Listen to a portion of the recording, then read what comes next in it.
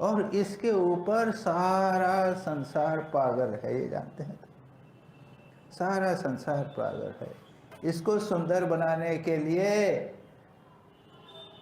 पता नहीं कितना पैसा, करोड़ों अरबों रुपया उसी को सुंदर बनाने के लिए करते हैं। वो 24 घंटे भी सुंदर नहीं हो सकता।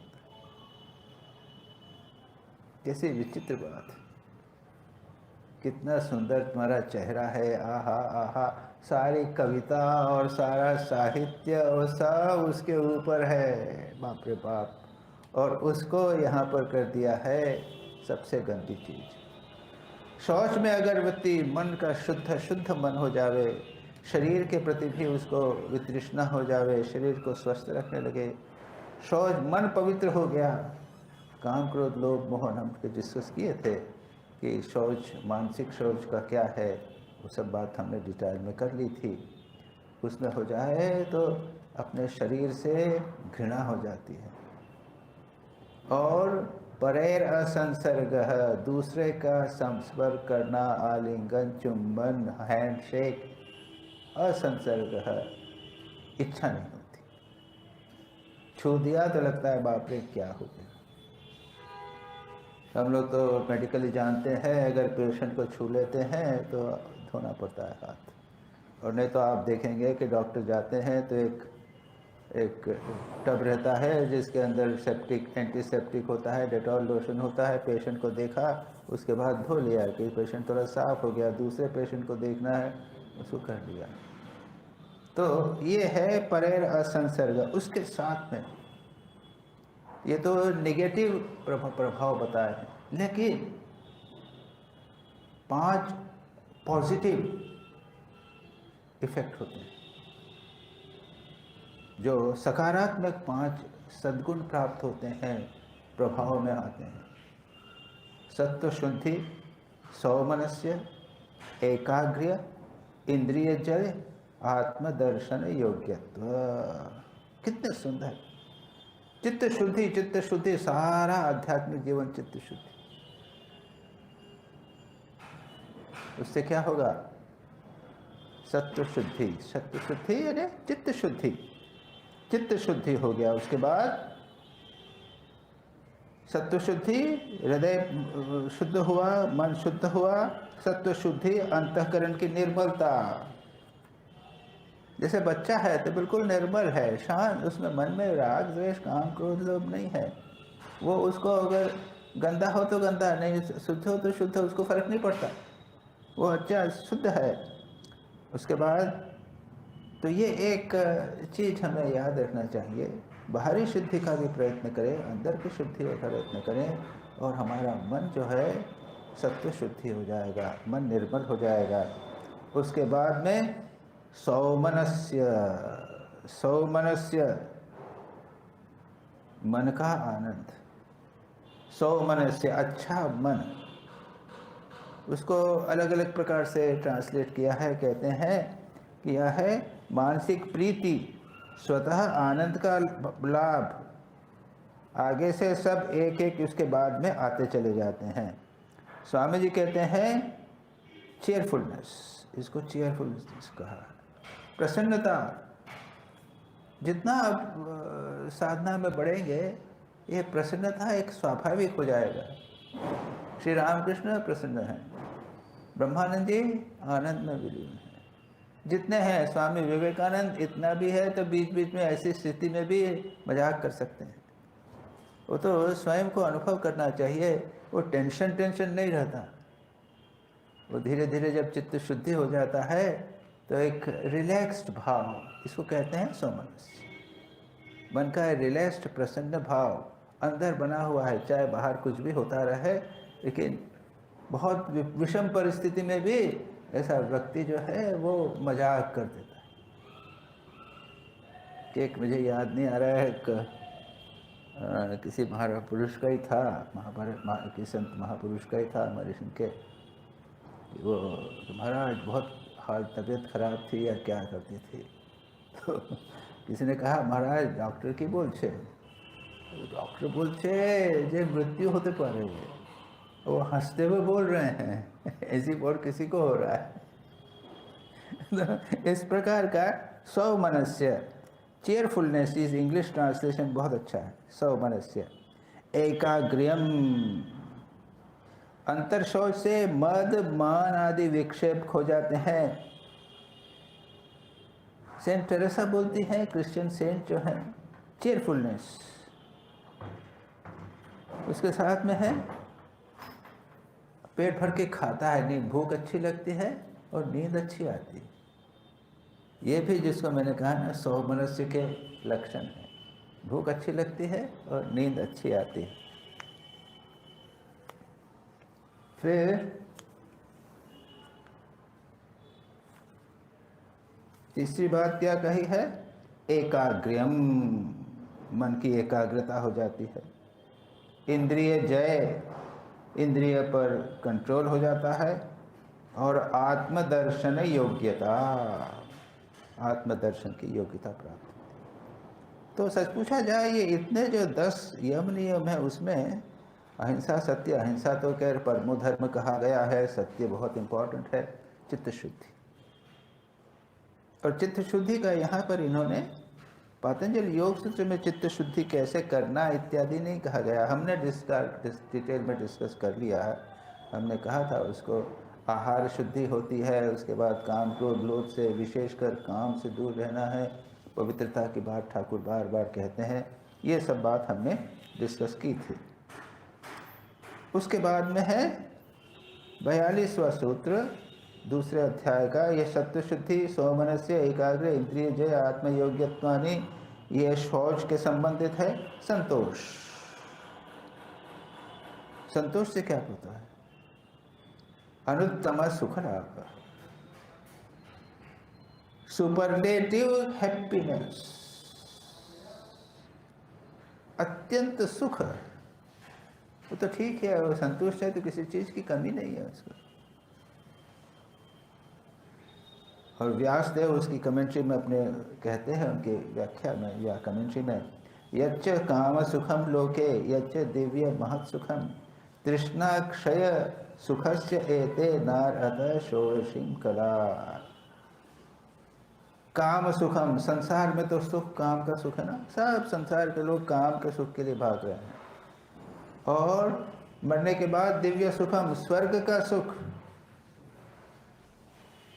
कहते हैं कि तृष्णा क्षय सुखस्य, यदि वासना है संतोष समाप्त हो जाए, तृष्णा नहीं हवे, संतुष्ट है, कोई इच्छा वासना नहीं है, उसको जो सुख प्राप्त होता है, ये दिव्य सुख, स्वर्ग का सुख जो है, वो 1/16वां भाग नहीं, 1/16, 1/16वां भाग भी नहीं है। संसार का जो सबसे अधिक सुख है, काम सुख है, राजाओं को जो सुख मिलता है अपने हैरम वगैरह में, वो सब जो है वो संतुष्ट का 1/16, 1/16 भाग भी नहीं है। लोग कहते हैं ये सुख मिल जाए, एक मकान बन जाए, घर बन जाए, ये हो जाए, वो हो जाए, मेरा लड़का बढ़ के एस्टेब्लिश हो जाए, आहा बड़ा सुख है। संतोष हो तो ठीक है, संतोष नहीं हो तो सुख होता, कोई भी सुख है ना, वो सब गड़बड़ हो जाती है। कभी कभी हमको लगता है कि हमें कोई इच्छा नहीं है, ये कभी कभी एक भ्रम होते हैं। अंदर गहराई में सोचने पर, देखने पर हमको पता लगेगा कि कुछ न कुछ सांसारिक इच्छा या आध्यात्मिक इच्छा, डिवाइन इच्छा इस प्रकार, अरे हमको भी दर्शन हो जावे, हाँ फलानी सिद्धि प्राप्त हो जावे। संसार की बात तो छोड़ दीजिए, संसारी लोग जो हैं, अच्छा लगता है मकान बना लिया, मेरी बहुत इच्छा थी मकान बनाने के लिए, पुत्र भी हो गया है, विवाह हो गया है, अच्छी तरह सेटल हो गए हैं, वाह। तो भाई अब उनकी दृष्टि से अब उनको अच्छा लगता है, ठीक है, लेकिन उनमें से जरा सी भी कोई समस्या हुई ना तो सारा उनका सुख का जो भवन है वो बिल्कुल समाप्त हो जाए। इनको सुख को सुख मानते ही नहीं है, सच पूछा जाए तो। ये केवल एक भ्रम मात्र है। अचेतन मन में हमारे हृदय के भीतर, चेतन मन में ये संतोष हो गया, हृदय के भीतर पता नहीं कितनी इच्छाएं वासनाएं जो हैं उसकी भरी रहती हैं, बहुत स्ट्रांग होते हुए भरी रहती हैं, पता नहीं चलती। और उससे एक भले ही बाहरी दृष्टि से थोड़ा संतुष्ट लगे, लेकिन अंतर थोड़ा सा एक असंतोष का भाव गहरा सदा बना रहता है। जैसा मैंने अभी कहा कि जो संतुष्ट है उसका अंदर प्रशांत संतोष का भाव सदा बना रहता है। उसी प्रकार जो संतुष्ट नहीं है, संसार में है, इच्छाएं वासनाएं उनसी हैं, बाहरी दृष्टि से भले ही शांत रहें, लेकिन अंदर एक गहरा असंतोष का भाव सदा बना रहता है। ये इसलिए जैसे कहा है कि इन संतों के जीवन में आनंद अंतर से सदा बना रहता है। स्वामी प्रभवानंद जी ने अपनी पुस्तक जो है पतंजलि योग से प्रभवानंद जी और ईश्वर कृष्ण रूप में उन्होंने उसको विस्तार किया। हैप्पीनेस कैसे पैदा होती है, सुख कैसे होता है, उसके मनोवैज्ञानिक दृष्टि से। कभी कभी हमारे मन में जब एंग्जाइटी, चिंता इत्यादि नहीं रहे तो क्या होता है, सुख मिलता है। अब इसको अगर आप क्षण भर, क्षण क्षण के लिए अगर लेवें, जो संत है वो क्या है कि सदा क्षण भर एक क्षण में रहता है, is living in the moment. इसलिए क्या है कि उसको भविष्य में क्या होगा और भूतकाल में क्या हो चुका है उसकी चिंता नहीं होती, वो उस क्षण में आनंद का अनुभव करता है। दूसरा क्या है, जो इच्छाओं की पूर्ति होती है उसमें ये चीज नहीं होती, क्षण भर में संतुष्ट हुआ और बाद में वही चिंता बनी रहती है।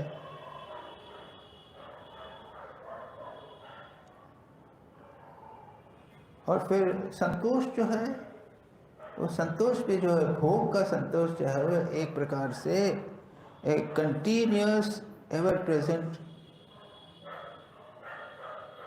वो काम के संबंध में कहते हैं, काम का भोग जो है वो एक खिंचाव हमेशा बना रहता है, वो अधिक दुख है।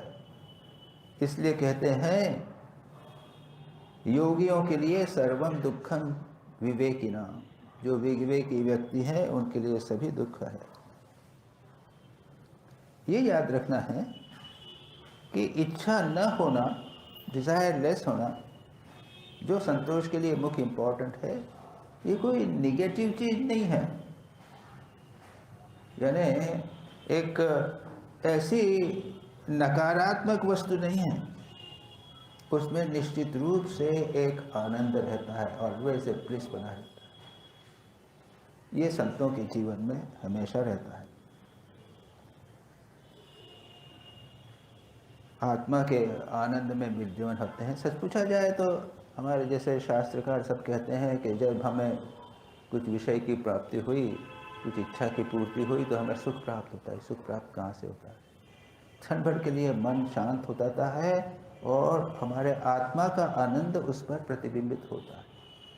ये है मतलब, ये है कि जितना भी सुख प्राप्त करते हैं, विषयिक सुख हो या और किसी प्रकार के सुख हो, मानसिक सुख हैं, ये सब के सब ये आत्मा के सुख, वो मन के ऊपर रिफ्लेक्ट होते हैं। ये पतंजलि योग सूत्र में नहीं, पंचदशी में 5 चैप्टर हैं एंड में आनंद के, 5 वल्लियाँ हैं। 5 में उन्होंने ब्रह्मानंदे विषयानंद, आत्मानंदे विषयानंदे आत्मानंद, ब्रह्मानंदे आत्मानंद इत्यादि करके 5 सुंदर वर्णन किया है। उसमें यही बताने का प्रयत्न किया है कि सारा जो आनंद है वह आत्मा का आनंद है, मन के शांत होने पर प्रकट होता है। तो संतोष करने से अनुत्तम अत्यधिक सुख प्राप्ति होती है।